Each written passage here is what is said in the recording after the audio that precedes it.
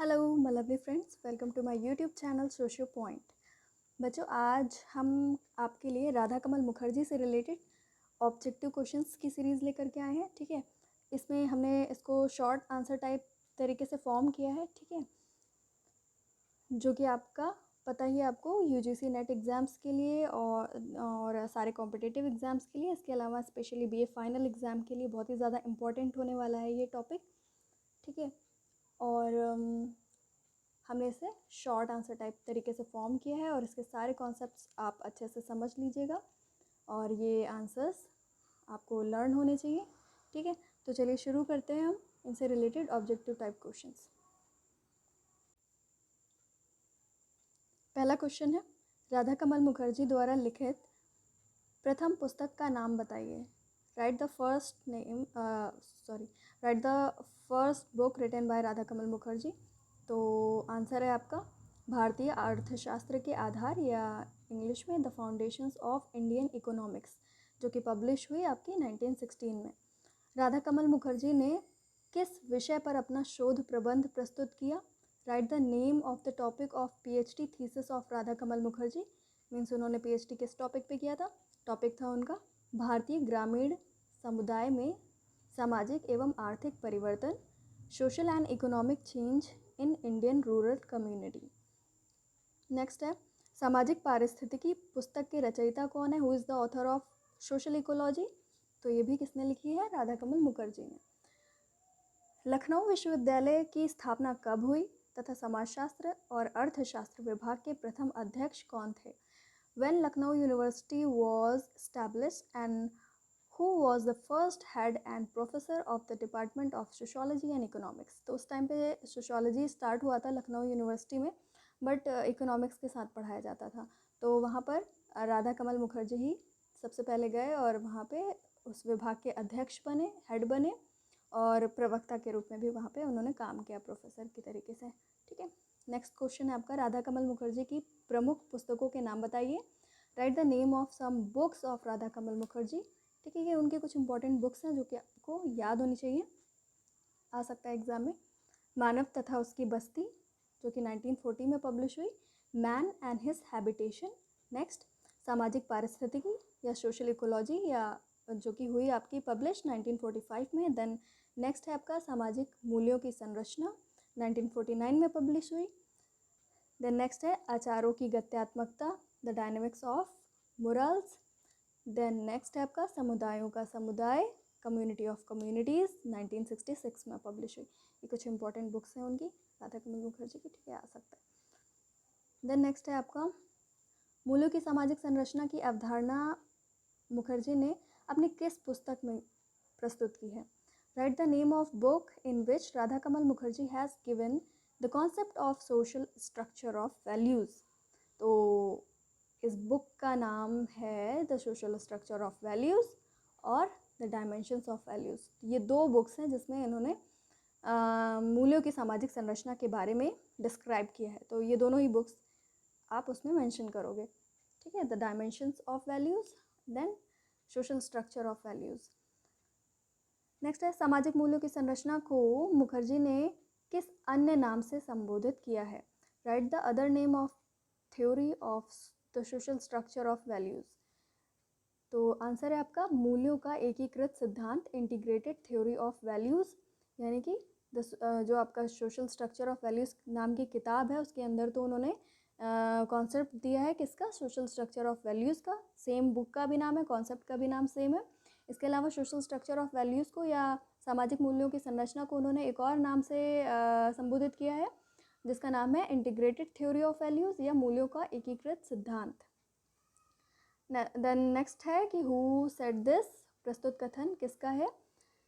कथन क्या है, मूल्य सामाजिक रूप से मान्यता प्राप्त इच्छाएं अथवा लक्ष्य हैं जिनका सामाजिक सीख या सामाजिकरण की प्रक्रिया के द्वारा व्यक्ति अपने जीवन में अंतरीकरण करता है, और इस प्रकार यह भावनात्मक आधार पर हमारी प्राथमिकताएं, मानदंड और आकांक्षाएं बन जाती हैं। Values may be defined as socially approved desires and goals that internalized through the process of conditioning learning for socialization, and that become subjective preference, standards and aspirations. तो ये उन्होंने अपने सोशल स्ट्रक्चर ऑफ वैल्यूज़ नाम के theory में दिया हुआ है ये, ठीक है। मूल्य की डेफिनेशन दी हुई है, राधा कमल मुखर्जी का ही ये कथन है, ठीक है। मूल्य की प्रकृति संपूर्णतावादी होती है, यह किसने कहा? Values are holistic by nature. Who said this? Radha Kamal Mukherjee ने कहा। निम्नलिखित में से क्या मूल्यों की विशेषता नहीं है? Which one is not the characteristic of value? ठीक है, ये सारे कैरेक्टरिस्टिक दिए हुए हैं, इसमें से ये सारे राधा कमल मुखर्जी ने मूल्यों के कैरेक्टरिस्टिक्स बताए हैं, इनको याद कर लीजिएगा। और इसमें से कोई ऐसा है जो नहीं है, आइए देखते हैं कौन सा नहीं है। नंबर 1 है गतिशीलता, देन सार्वभौमिकता, प्रतीकों द्वारा अभिव्यक्ति या मूल्यों में प्रतिस्पर्धा, या मान्यता प्राप्त लक्ष्य, या आत्मिक स्वीकृति, या सामाजिकरण द्वारा अंतरीकरण, या इनमें से कोई नहीं। देन नेक्स्ट इंग्लिश में universality, dynamism, symbolic expression, competition in values, sanction objectives, spontaneous sanction, internalisation through socialisation, या नन ऑफ दीज। तो इसमें से कोई भी ऐसी मूल्य की विशेषता इसमें नहीं लिखी हुई है जो राधा कमल मुखर्जी ने नहीं बताई है, तो इसका आंसर है इनमें से कोई नहीं, नन ऑफ दीज। मतलब सारी की सारी जितनी भी ये दी हुई हैं सारी मूल्यों की विशेषताएं ही लिखी हुई हैं, ठीक है। राधा कमल मुखर्जी ने मूल्यों को कितने भागों में विभाजित किया है तथा कौन कौन से भागों में विभाजित किया है? There are how many divisions of values and write their names. 2 भागों में विभाजित किया है उन्होंने मूल्य को। Values are divided into 2 parts. Number 1 intrinsic values, number 2 instrumental values. साधन मूल्य तथा साधन संबंधी मूल्य, ये सब इम्पोर्टेंट है। गैर मूल्य किस प्रकार का मूल्य है? ठीक है, डिस वैल्यू, इसमें डिस वैल्यू लिखा है। Dis value is which kind of value? तो that is a negative value, नकारात्मक मूल्य है, ठीक है। अस्तित्व संबंधी मूल्य किसे कहते हैं? What is existential value? साधन संबंधी मूल्य को हम एग्जिस्टेंशियल वैल्यू भी कहते हैं, और ठीक है, तो instrumental values also called existential value, ठीक है। ये जो आपका डिस वैल्यू है इसको अच्छे से पढ़ लीजिएगा, इसका कॉन्सेप्ट अच्छे से जान लीजिएगा, इससे रिलेटेड क्वेश्चन बन सकता है। तो ये नेगेटिव टाइप वैल्यू होता है गैर मूल्य या डिस वैल्यू, ठीक है, जिसमें क्या करता है इंसान अपनी परिस्थितियों की वजह से जो गलत चीज़ें हैं उनको सही मान के अपना आदर्श बना लेता है। तो ये एक कॉन्सेप्ट है, इसको ठीक से समझ लीजिएगा।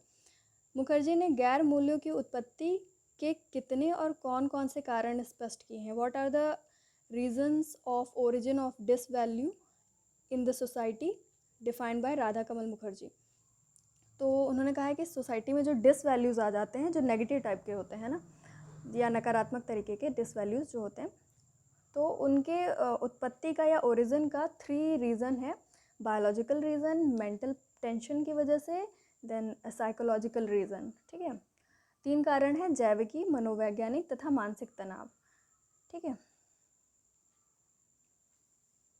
द नेक्स्ट क्वेश्चन है आपका, ये 3 रीजंस याद रखिएगा, जैविकी, मनोवैज्ञानिक या और मानसिक तनाव, biological, mental tension and psychological, ठीक है, ये तीनों रीजंस।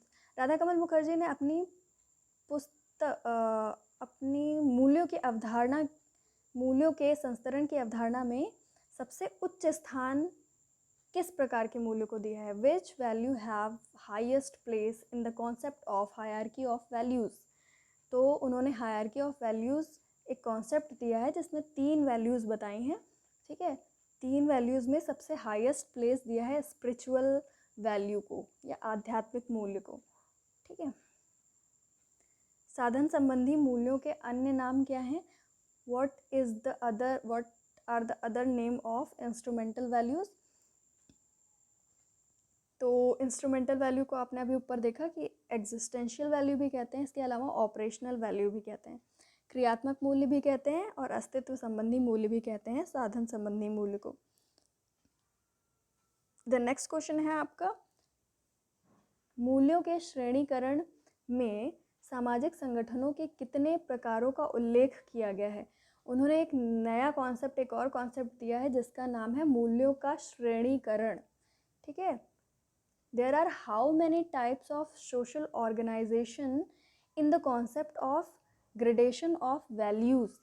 तो ग्रेडेशन ऑफ वैल्यूज़ में इन्होंने 3 तरीके के संगठन बताए हैं या ऑर्गेनाइजेशन बताए हैं, जिसमें उन्होंने लोगों की आपस में कितनी क्लोजनेस होती है, कितनी आपस में लोग अवेयर होते हैं, उस बेस पर उन्होंने कुछ ऑर्गेनाइजेशंस बताए हैं जो कि हमारे वर्ल्ड में पाए जाते हैं, सोशल वर्ल्ड में। तो जिसमें से कौन कौन से बताए हैं? भीड़, हित समूह, समाज और सामूहिकता। Crowd, interest group, society and community, ये 4 बताए हैं ग्रेडेशन ऑफ वैल्यूज़ में। ठीक है, इन सब में ये वैल्यूज़ की मात्रा धीरे धीरे आगे चलते चलते बढ़ती जाती है। जैसे क्राउड में सबसे कम होते हैं वैल्यूज़, क्योंकि एक दूसरे के प्रति हम लोग जागरूक नहीं होते हैं, अवेयर नहीं होते हैं। देन इंटरेस्ट ग्रुप में क्राउड से थोड़ा ज़्यादा आ जाता है वैल्यू की जो मात्रा होती है वो थोड़ी ज़्यादा हो जाती है। इंटरेस्ट ग्रुप वो होता है जिसमें क्या होता है, लोग एक साथ इकट्ठा होते हैं और अब उनका एक मांग होती है। ठीक है, इस तरीके से आप लोग पढ़ लीजिएगा। देन सोसाइटी में उससे ज़्यादा होता है, देन कम्युनिटी में सबसे ज़्यादा होता है वैल्यूज़। ठीक, मूल्यों के श्रेणीकरण में सर्वोच्च मूल्य कौन सा है? Which value have highest place in the concept of gradation of values? तो सामूहिकता में, ठीक है, सामूहिकता जो है उसमें मूल्य सबसे ज़्यादा होता है, तो ये हाईएस्ट प्लेस है इसका, कम्युनिटी का। ठीक है, सामाजिक पारिस्थितिकी समाजशास्त्र की किस भाषा से शाखा से संबंधित है? तो social ecology is related with which branch of sociology? Then its answer is regional sociology या क्षेत्रीय समाजशास्त्र। ठीक है, हु सेड दिस? किसका कथन है ये? सामाजिक पारिस्थितिकी वह अध्ययन है जिसमें स्थान, व्यवसाय और समय के अनुसार संबंध स्थापित करने वाले व्यक्ति और समूह एक दूसरे से सहयोग, प्रतिस्पर्धा, संघर्ष तथा समायोजन के रूप में अंतरक्रिया करते हैं। अंतरक्रिया मीन्स इंटरेक्शन, बातचीत। Social ecology studies the place of occupation and time relations of persons of group in their processes of competition, cooperation, conflict, accommodation and succession। तो ये किसने कहा है? सोशल इकोलॉजी के अंदर उन्होंने कहा है, राधा कमल मुखर्जी ने। ठीक है, इसको याद रखिएगा, आ सकता है। इसके अलावा जितने भी कॉन्सेप्ट्स इन्होंने दिए हैं सारे एक बार रीड कर लीजिएगा, उससे उस कॉन्सेप्ट से रिलेटेड क्वेश्चंस बनते हैं। ठीक है, इसके अलावा अगर ये सारा आपने पढ़ लिया है तो समझ में आ रहा है, तो इसका मतलब है आपको कॉन्सेप्ट्स भी क्लियर है। ठीक है, तो चलिए हम जल्दी ही नेक्स्ट टॉपिक भी लेकर के आएंगे।